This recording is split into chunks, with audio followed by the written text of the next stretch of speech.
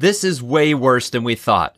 Although obvious that the defense struggled against the game on Sunday against the New York Jets, the stats show this defense is in a lot of trouble. We're going to break down how bad the defense really was and why, as the Bengals team moves forward, they are going to have to get this defense fixed if they want to get back in this playoff chase. Welcome to the jungle. This is Isaac Coffman with Bengals Digest. Happy to see all you Bengals fans. We did it. We are at 3,000 subscribers. You guys are awesome. Thank you so much for joining the community. If you have not already, make sure you smash that subscribe button to get your voice heard. Get in on the discussion of this tough loss that the Bengals are coming off of. There's so much that we can get to and talk about.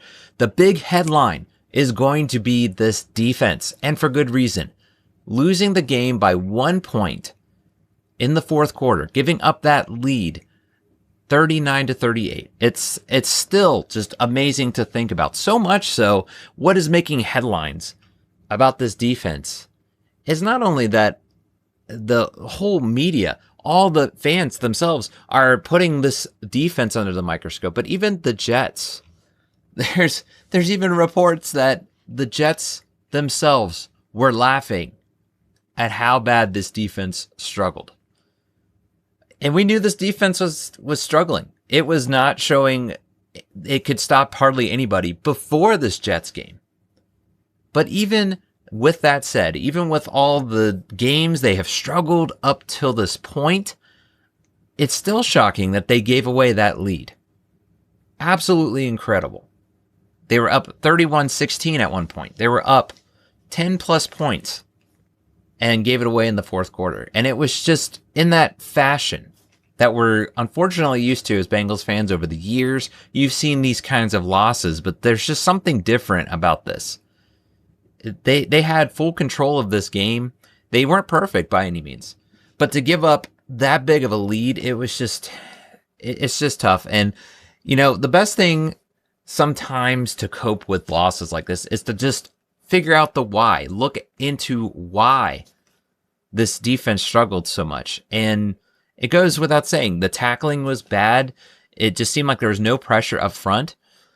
But once we uncovered just so that it doesn't look like we're deceiving ourselves, right? When we see it, we're almost like, is it really that bad? Was it really that big of a loss that they went through?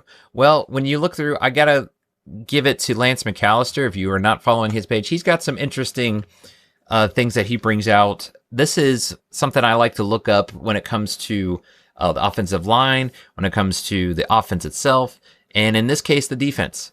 PFF grades kind of helps you see the full picture, because I don't think the PFF grades tell the whole story. But if you're thinking to yourself, well, maybe this player didn't do as bad, well, the PFF grades can kind of tell you a full picture. Their best defensive player was BJ Hill. And I think he's always that solid player. He had a 73.7. What sticks out to me is when you go through this list, down at the bottom is Logan Wilson, 29.1. He was the worst rated.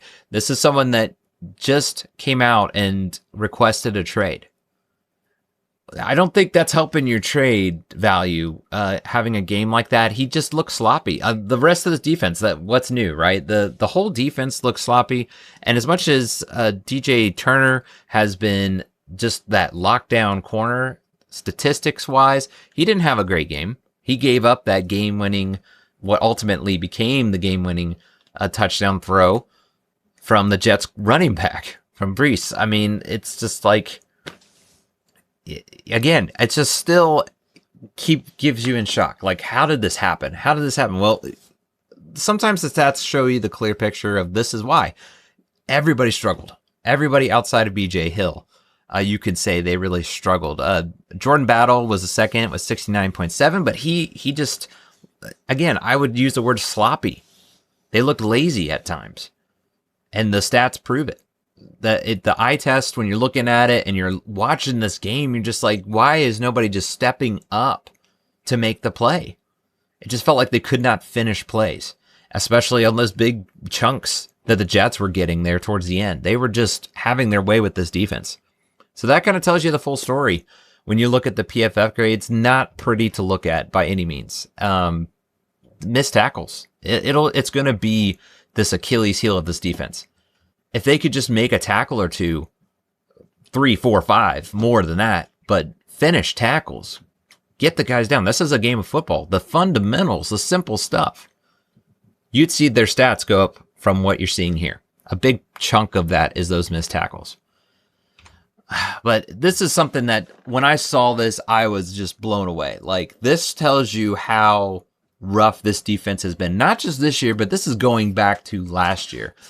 Todd Jones had something pointed out to Lance McAllister. He said that since the start of last season, so this is 2 seasons worth, the Bengals have lost 5 games, which they scored 33 points.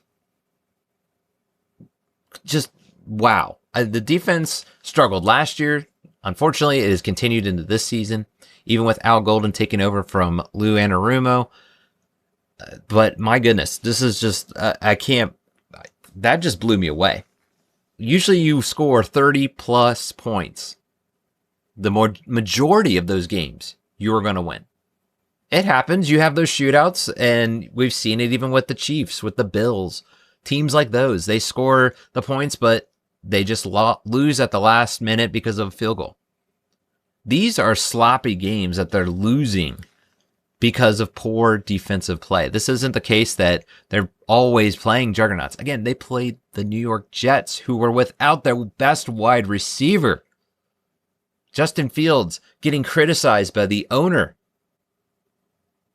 Just everything was going for the Bengals way. Everything was working against the Jets, but we see the absolute opposite result. And again, it was not a perfect game all around. You know, the offense had chances that they could have still won that game, but they could not finish those last few drives. They got stopped.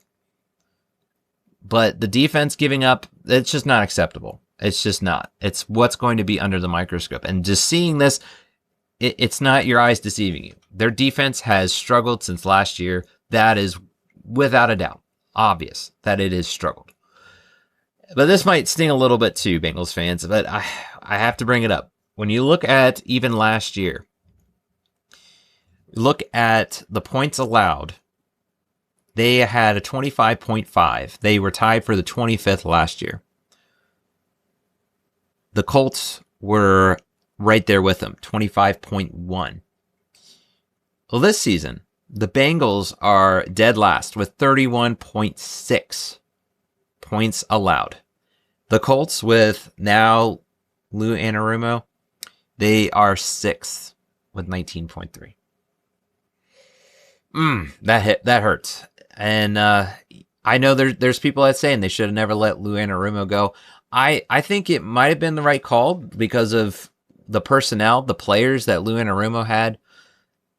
But Al Golden's definitely under the microscope. He is definitely going to be under the microscope at this, because you're talking whether it's the play call, whether it's just the way things are going.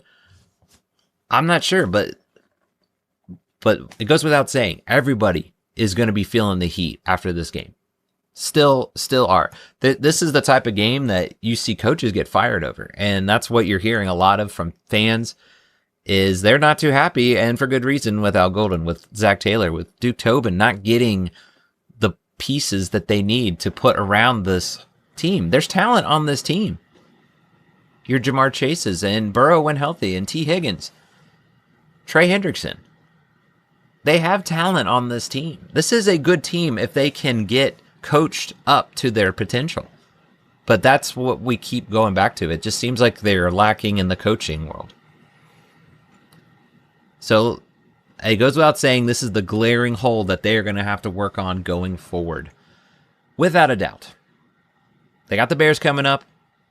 Let's see if they can turn it around, because they've hit rock bottom. That's what Nick brought out in his video. Go check out his video. The analysts of that game, the New York Jets game, they've hit rock bottom. The only way is up. That's all you got to say. Want to hear from you guys, though. Did you think, seeing all these stats all about the defense, it was as bad as you thought? Comment below what you're thinking. And when it comes to this Bears game coming up, we want to hear from your thoughts. What is your confidence level? Do you think the Bengals can turn it around? because it's going to be a must win. They have the bye week coming up after this Bears game. So this is a must win without a doubt. They are still in this playoff race, even sitting at 3-5. They're right in the thick of it if they can turn things around. Well, that's going to do it for now, guys. But as we say, Hoo Day.